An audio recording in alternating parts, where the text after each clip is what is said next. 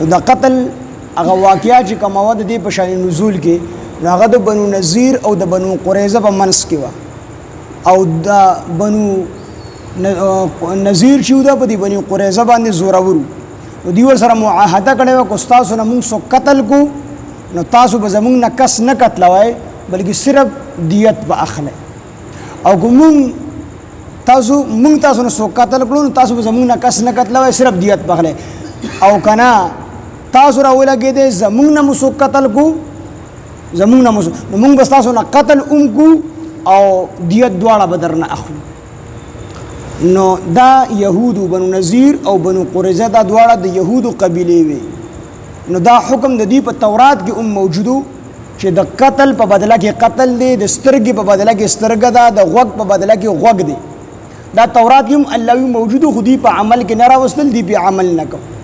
نو بیا چې نبی علیه السلام هجرت وکړو نو هغه ټولې خبرې نبی علیه السلام ختم کړلې خو دې خپل منځ کې دا معاهده کړې وه چې کو د بنو نذیر نه څوک مړ کو نو بنو قریظه به صرف دیت اخلي کس نشي قتلولی او کو د بنو قریظه نه بنو نذیر څوک مړ کړو نو به چې کوم دی قصاص اخلي قتلی به دغه کس او به دیت اخلي نو دا خو برابرې نه شو دا خو ظلم شو نو الله فرمایل چې د دې نه مخکې په دې باندې دا خبره مونږ فرض کړې وه په تورات کې چې د قتل په بدله کې قتل دی سوا به کیسه نشته دی نو دا الله پاک جل شانه ذکر کوي چې وکتبنا مونږ فرض کړیو علیهم په دوی باندې یعنی په دې یهودو باندې فیها په دې کې یعنی په تورات کې مونږ فرض کړیو چې ان النفس بالنفس بیشک النفس په بدله کې نفس دی ان النفس بیشک د نفس بالنفس د نفس په بدله کې دی جان د جان په بدله کې دی یو سړی راولګېدو بل قتل کو نو دا بل به رالګي دی به قتلي دا زموږ شریعت هم دی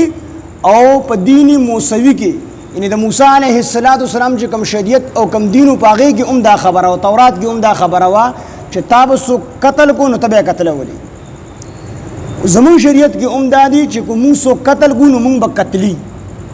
موږ څوک قتل کو نو موږ به قتلي البته په دینی موسوي کې دا خبره وه په تورات کې چې تا به څوک قتل کو نو ته به یې خامخا قتلولی که ته هغه معاف هم کړې خو ته به یې قتلولی او زموږ شریعت کې دا اجازت شته دی چې مثال یو کس چا قتل کو د هغه وارثان را پاسېدل او دا قاتل معاف کو نو بیا حکومت وقت دته سزا د قصاص نشي ورکولی بلکې دیت په ورکوي او که د قاتل وارثان ووایي چې موږ ته دیت هم ناخلو دقسې مو د الله د رضا دپاره معاف کړی دی نو دیت ټیم بیا څوک نشي اخیستلی که د قاتل ډېر وارثان وي لس زامن مثال په طور یو را پاسېدو هغه وایي زه دا قاتل معاف کوم نه خو مونږ نه معاف کو بیا به د قاتل ته قصاص نه ورکولی کېږي دی به قتلیږي نه دنه بیا دیت اخیستلی شي خو دیت په دې حساب سره اخیستلی شي دی کوم چې خپل حق معاف کړی دی لس زامن دي پلار ولا چا قتل کړی دی یو را پاسې زه نه ما معاف کړی دی نه خو مونږ نه معاف کو نو بیا به د قصاص معافي البته دیت په دې اخیستلی شي نو دیت په دې حساب سره اخیستلی شي دی کوم کس چې ویلې ما دا قاتل معاف کړی دی دته به حصه نه ملاویږي د نورو حصه مثال سل اوښان دي په دیت کې یا زر دینار دي او یا لس زره درهم دي دا د یو سړي د یو خون بها دیت دی سل اوښان به مثال په طور مونږ والو یو زوی را پاسېد چې ما معاف کړی دی سل اوښان دي نو دا سړی به 90 اوښان ورکوي د نورو له به لس ورکړي د خپل حصه معاف کړی خو د سړي ته قصاص نشي میلاوی البته په تورات کې دا خبره نه وه تورات کې سړي په معافي هم وکړله خو هغه به د قتل په بدله کې قتل سړی به قتلېدل نو الله فرمایي چې وکتبنا علیهم دی خو د ځان نه قانون جوړ کړو بنو نذیر او قریظه والا خو الله وایي چې وکتبنا مونږ فرض کړی وه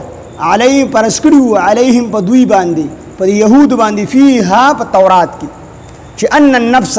بېشک النفس بالنفس د نفس په بدله کې دی چا یو سړی قتل کو دا هغه بدله کوي والعین بالعین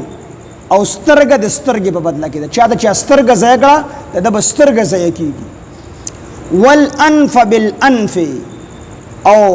پوزه د پوزې په بدله کې ده یو سړی راولګېد د هغه پوز د چا پوزه یې کټ کړله د دغې سړي به پوزه کټ کېږي دغه سړي او که نه یو سړي د چا پوزه کټ کړله او دوی چې ما معاف کړی دی نو بس دیت په واخلي کو دیت ورته معاف کړي نو هم دته اختیار شته دی والاذن بالاذن او غوږ د غوږ په بدله کې دی یعنی غوږ د چا تا یو غوږ کټ کو نو دی بستا دوه غوږونه نه کټ کی دته دا اختیار شته چې د ستا یو غوږ کټ کی خدا په خپل سګنه کیخه د حکومت کار دی کو په خپل سګینو زمونږ په شان دی بیا با چې کم دی ته انتشار جوړیږي یو کس راولږي یو کس مړ کی هغه راولږي دوه دی ویلي هغه راولږي درې دی ویلي خبره ختميږي نه فساد ته جوړیږي دا کار د حکومت دی والاذن بالاذن غوږ د غوږ په بدله کې دی والسن بالسن غاخ ته غاخ په بدله کې دی چې غاخ کټ کو